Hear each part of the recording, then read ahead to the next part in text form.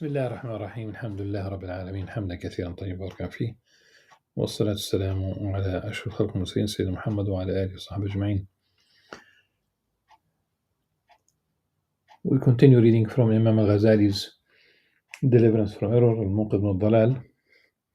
The very last thing that we have read, we have completed the reading the fourth class of seekers, which is Sufism, and really it is arranged in such a way that Imam Al-Ghazali would explain the problem with the mutakallimin as a class of seekers, with the philosophers, with the batinites, and then ultimately how the whole thing culminates with Sufism.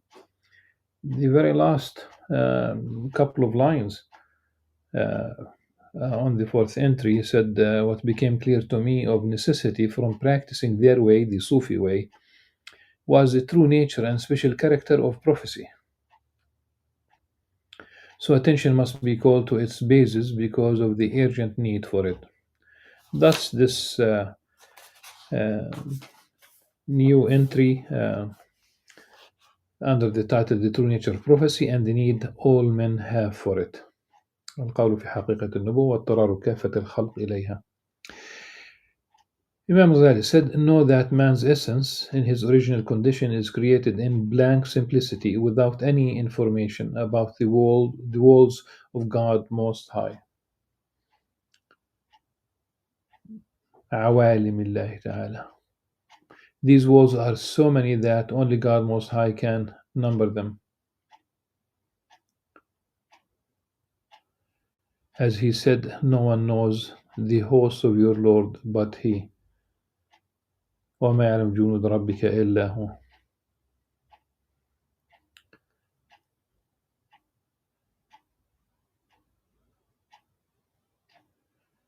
Man gets his information about the worlds by means of perception. Each one of his kinds of perception is created in order that man may get to know thereby a world of the existence, and by the worlds we mean the categories of existent things.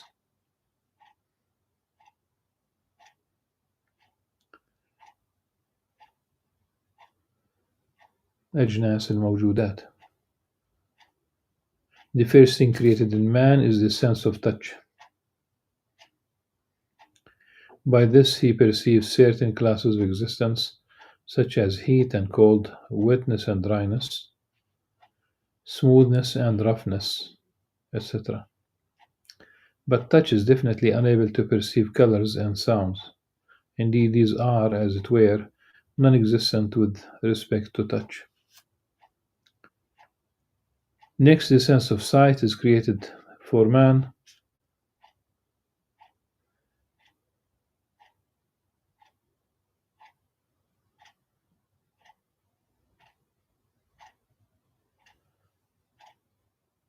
By which he perceives colors and shapes. This is the most extensive of the worlds of the sensibles. Remember what he dealt with earlier in his systematic doubt. Then the sense of hearing is opened, so that man hears sounds and tones. And I'm not sure why Imam Ghazali would make the order here sight before hearing, because we know very well that the order in the Quran is hearing before sight, and we know that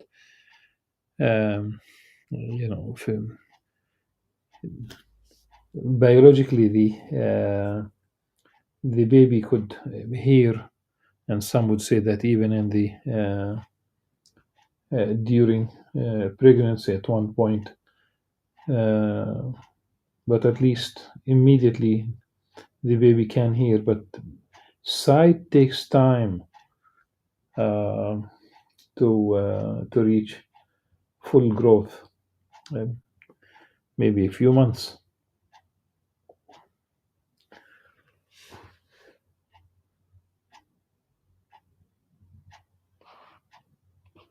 So this is really I'm not sure why would Imam Al-Ghazali have such an order here. So then the sense of hearing is opened so that man hears sounds and tones. Next, the sense of taste is created for man.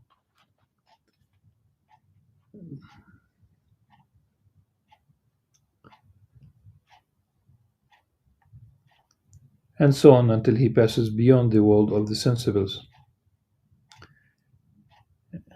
And in fact, one might say that some of these could uh, um, immediately be readily available at birth, except for sight, which needs time. Then, when he is about 7 years old, a discernment is created for him.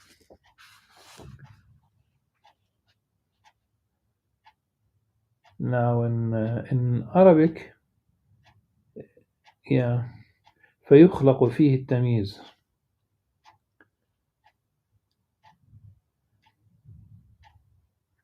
If Imam Ghazali is talking about the theology, yes, everything ultimately is a creation of that God creates.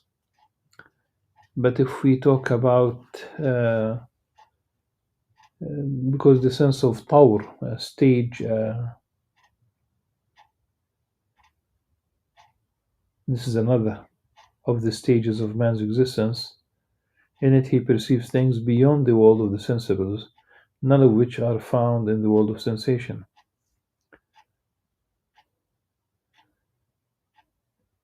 And it seems that here, of course, there is ultimately one should reach discernment, as one should also reach the stage of the intellect. But the context is very important in the realization of these. The man ascends to another. So there's another stage of man's existence. In it, we perceive things beyond the world of the sensibles, none of which are found in the world of sensation. Then man ascends to another stage, and intellect is created for him, so that he perceives the necessary, the possible, the impossible, the things not found in the previous stages.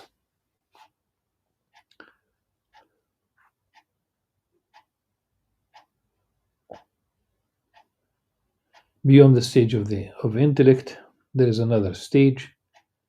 In this, another eye is opened by which man sees the hidden and what will take place in the future. The hidden, الغيب.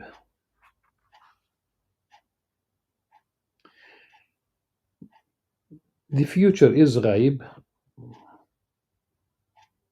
and other things from which the intellect is as far removed as the power of discernment is from the perception of intelligibles, and the power of sensation is from things perceived by discernment.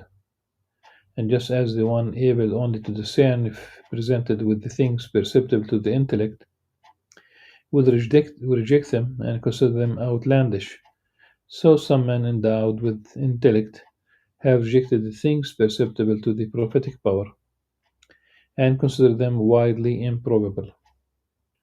That is the very essence of ignorance, for such a man has no support.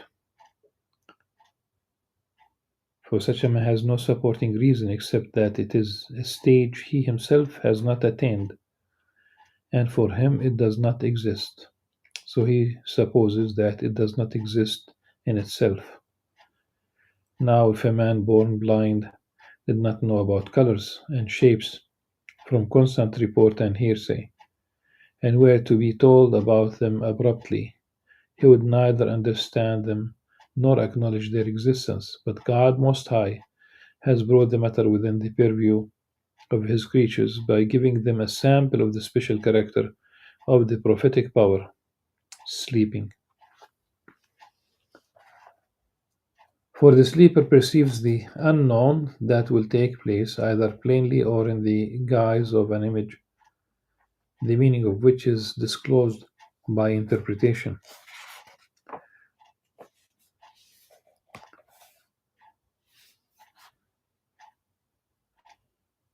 like the story of Sayyidina Yusuf, alayhi salam, Joseph, son of Jacob. He was given this. It's it's a gift from Allah Subhanahu wa Taala that he could interpret the visions, in dream. His two cellmates, if you will, when he was imprisoned.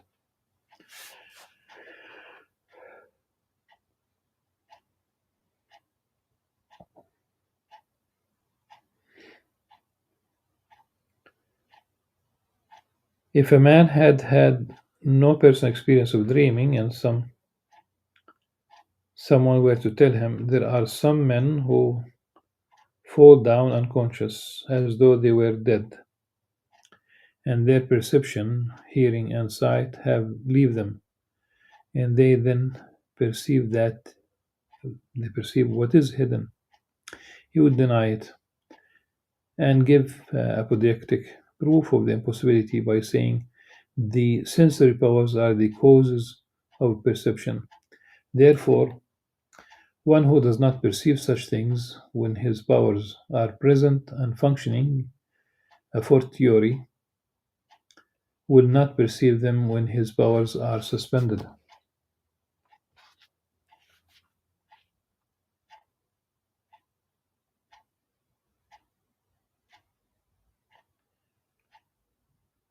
This is a kind of analogy which is belied by factual experience and observation. Just as the intellect is one of man's stages in which he receives an eye by which he sees various species of intelligibles from which the senses are far removed. The prophetic power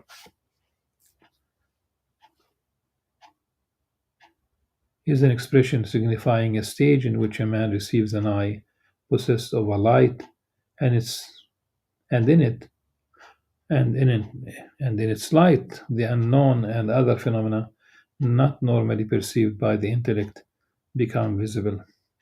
Doubt about prophecy touches either its possibility or its actual existence, or its belonging to a specific individual. The proof of its possibility is its existence, and the proof of its existence is the existence of the in the world of knowledge, which could not conceivably be obtained by the intellect alone, such as the knowledge of medicine and of astronomy.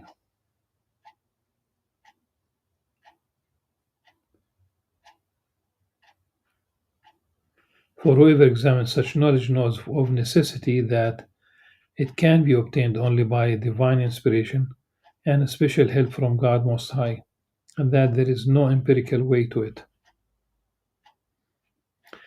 Thus, among astronomical phenomena, there is a phenomenon which occurs only once every thousand years. How then could knowledge of that be obtained empirically? The same is true of the properties of medicaments. From this proof, it is clearly within the bounds of possibility that a way exists to grasp these things, which the intellect does not normally grasp. This is what is meant by prophecy. Not that prophecy signifies such knowledge only, rather, the perception of this kind of thing, which is outside the things normally perceived by the intellect, is one of the properties of prophecy. It also has many other properties. What we have mentioned is a drop from its sea. We have mentioned it only because you have in your own experience an example of it. vis-a-vis the things you perceive while asleep. Not everything, of course, and that one dreams about is this kind. This is why it was. It's Quranic. The use of adghath wa ahlam. We know very well today that everyone basically dreams every single night, but remembering these dreams is a different story.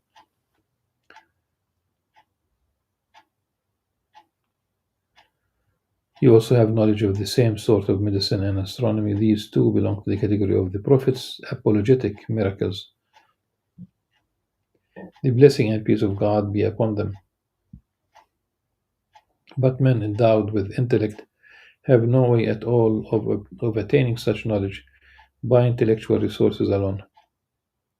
The properties of prophecy beyond those just mentioned can be perceived only by fruitional experience as a result of following the way of Sufism.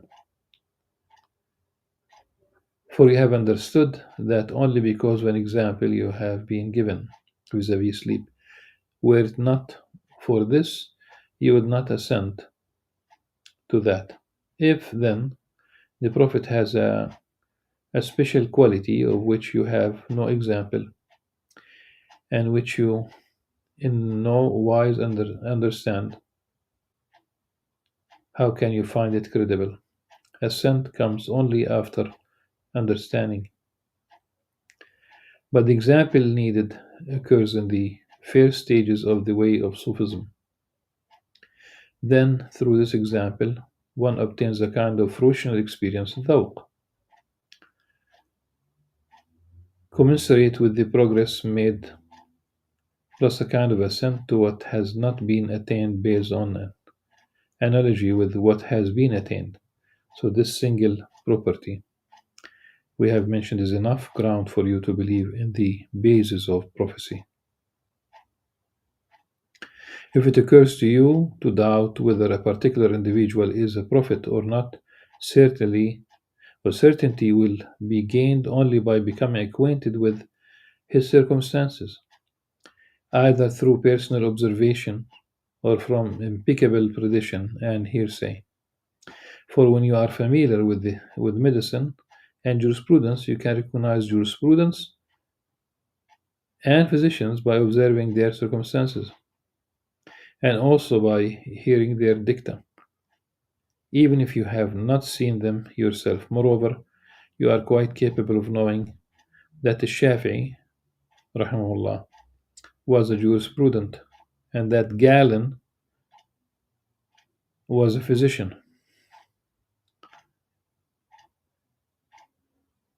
Galenus.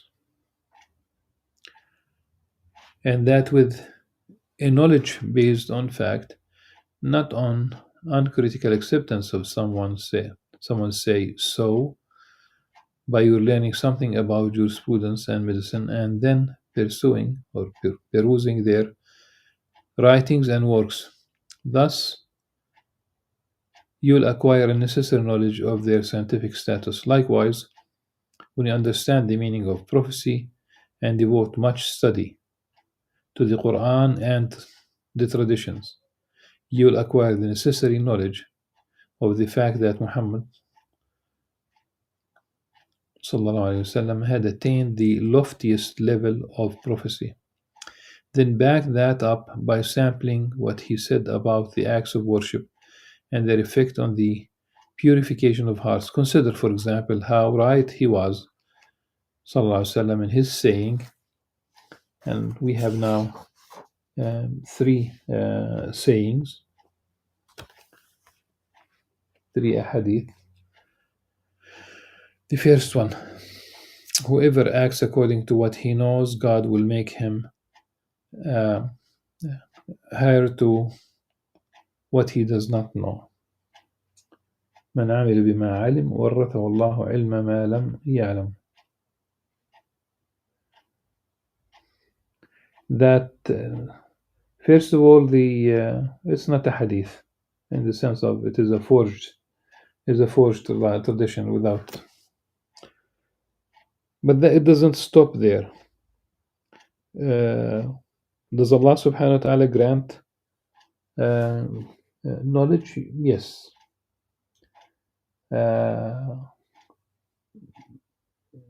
Some people are gifted.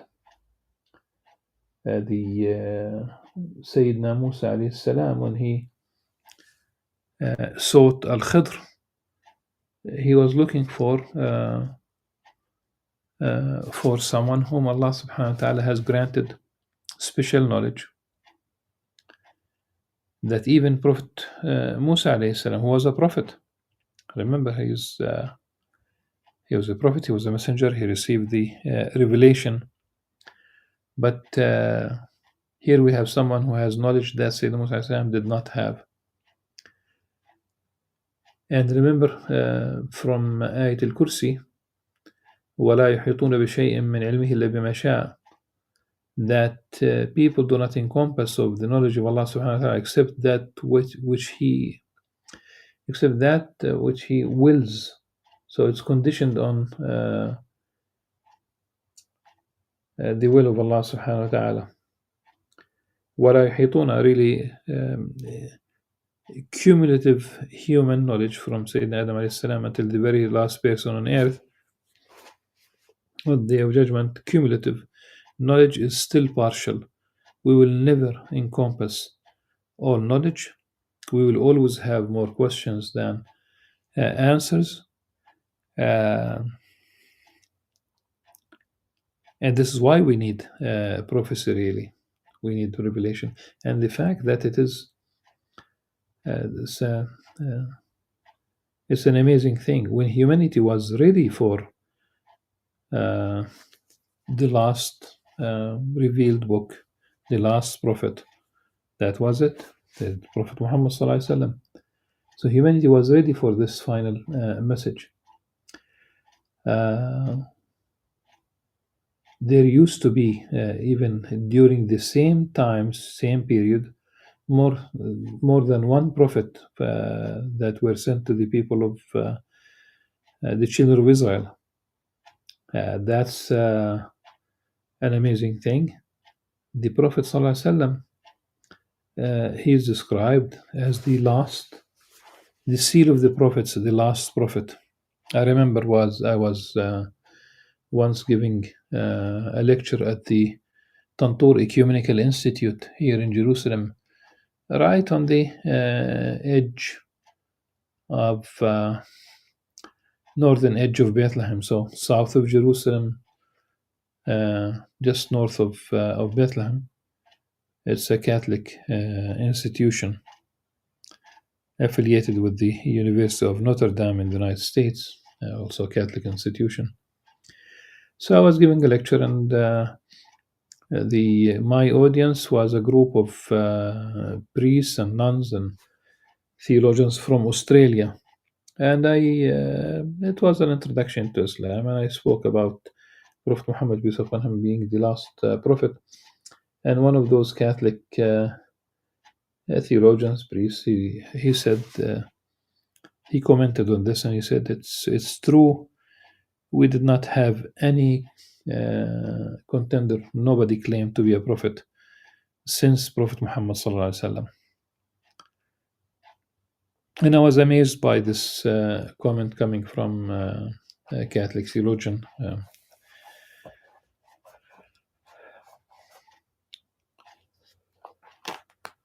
And we will not have. That's also another part for thinking. The message is there, and it is preserved, and all that one needs is to be humble and simply to open the heart and mind and see the message itself. Enough with stereotyped images, with misinformation.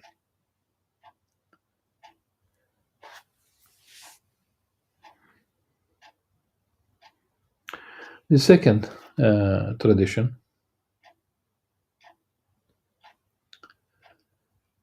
And how right he was in his saying, whoever aids an unjust man, God gives the latter dominion over him. من أعان ظالما سلطه الله عليه. Uh, most of the people among the narrators are trustworthy ثقات. They would have rendered the hadith sound if all of them were so, except for one of them, عاصم. Because عاصم عن زر عاصم عن زر عن ابن مسعود مرفوعا. So عاصم, they said about him فيه كلام يسير, just a touch of criticism about his narration. So this is why it was rendered as hadith غريب. So and the third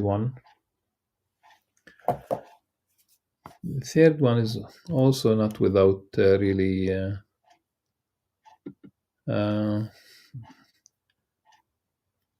is not without issues, but the theme of this third hadith, which is reads as follows. And how right he was in his saying, whoever reaches the point where all his cares are a single care, God Most High will save him from all cares in this life and the next. من أصبح همومه هم واحد كفاه الله تعالى هموم الدنيا والآخرة.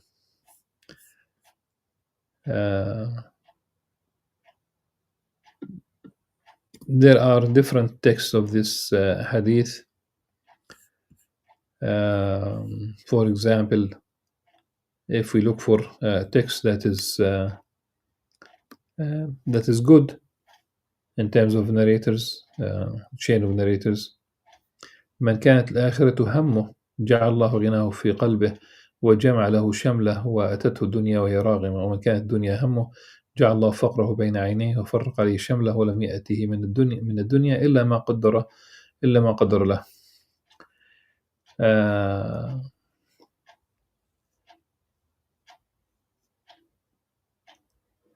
So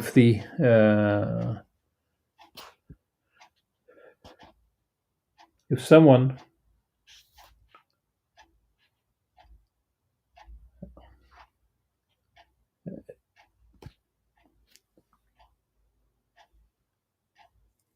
has the hereafter as his care, as his concern, God would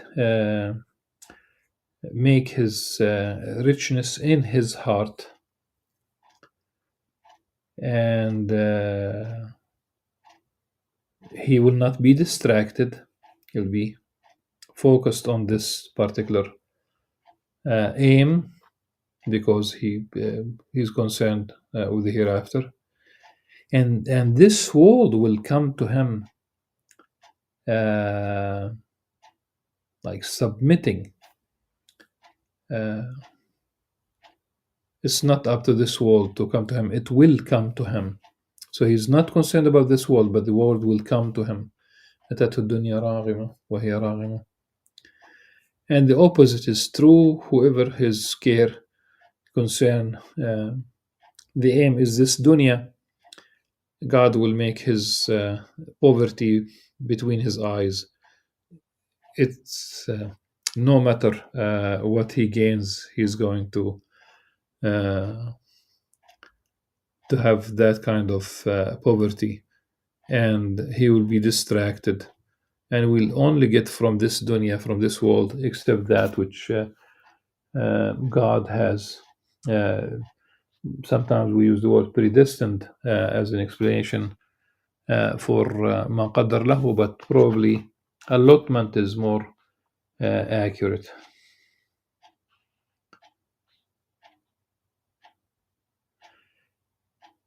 When you have had that experience in 1,000, 2,000, and many thousands of instances, you will have acquired the necessary knowledge which will be indisputable. Therefore, seek sure and certain knowledge of prophecy in this way. not from the changing of the staff into a serpent and the splitting of the moon. For if you consider that sort of thing alone, without adding the many, indeed innumerable, circumstances accompanying it, you might think it was a case of magic and deception, and it was a leading astray coming from God Most High, because He leads astray whom He will, and rightly guides whom He will.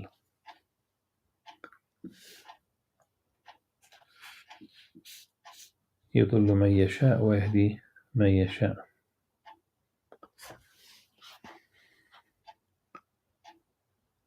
And the problems connected with apologetic miracles would confront you. Furthermore, if your faith were based on a carefully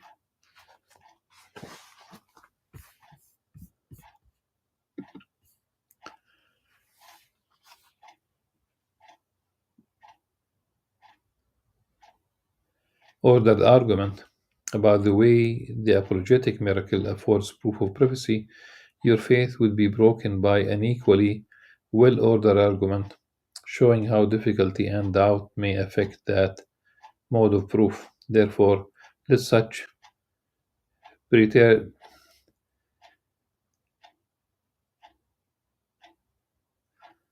such preternatural events be one of the proofs and concomitants that make up your total reflection on the matter. The These miracles, these supernatural events,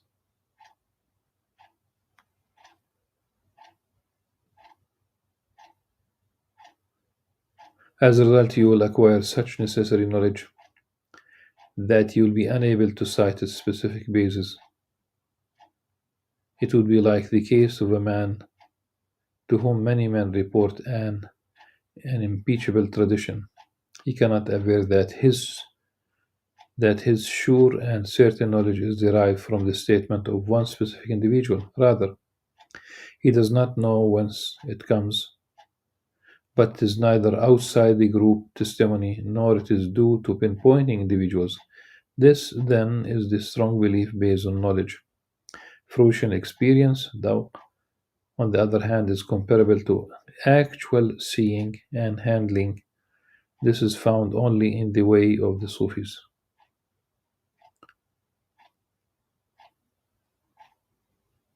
This much, then, of the real meaning of prophecy is sufficient for my present purpose. Now I shall mention the reason why it is needed.